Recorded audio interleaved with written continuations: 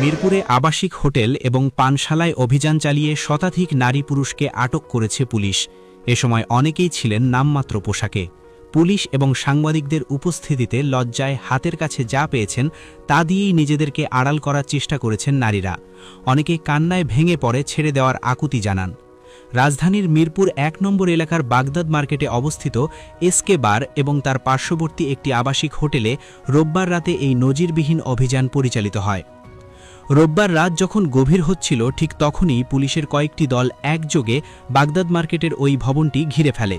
পুলিশের উপস্থিতি টের পেয়ে ভেতরে থাকা নারী ও পুরুষদের মধ্যে চরম আতঙ্ক ছড়িয়ে পড়ে।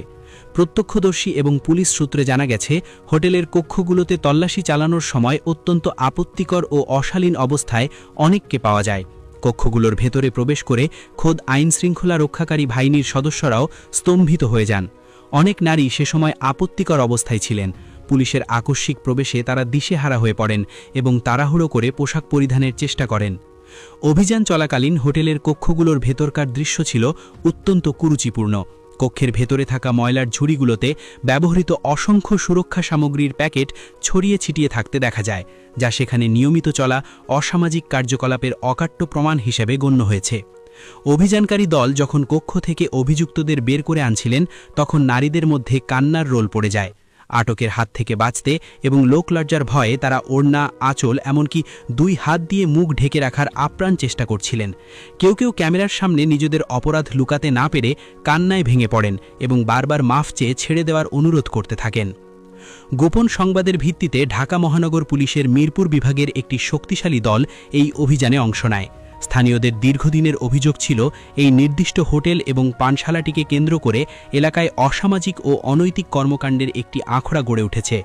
জনসাধারণের এই অভিযোগের সত্যতা যাচাই করতেই পুলিশ এই ঝটিকা অভিযানের পরিকল্পনা করে। ঢাকা মহানগর পুলিশের মিরপুর বিভাগের উপকমিশনার এস.এ.এম. ফজল ইখুদা এই অভিযানের বিষয়ে সাংবাদিকদের বিস্তারিত তথ্য জানিয়েছেন। তিনি নিশ্চিত করেছেন, মিরপুর বিভাগের বেশ কয়েকটি থানার পুলিশ সদস্যদের নিয়ে একটি যৌথ দল এই বিশেষ অভিযানে অংশ নেয়। আটককৃত নারী ও পুরুষের সঠিক সংখ্যা এখনও চূড়ান্ত না হলেও তা 100-র বেশি বলেই প্রাথমিকভাবে ধারণা করা হচ্ছে।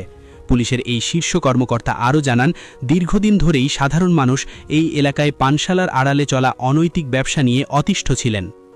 অভিযান শেষে আটককৃতদের বিশাল বহর পুলিশের গাড়িতে করে প্রথমে মিরপুর মডেল থানায় নিয়ে আসা হয়। সেখানে প্রাথমিক জিজ্ঞাসাবাদ ও যাচাই বাছাই শেষে পরবর্তী আইনি ব্যবস্থা গ্রহণের জন্য তাদের শাহ আলী থানায় হস্তান্তর করা হয়েছে।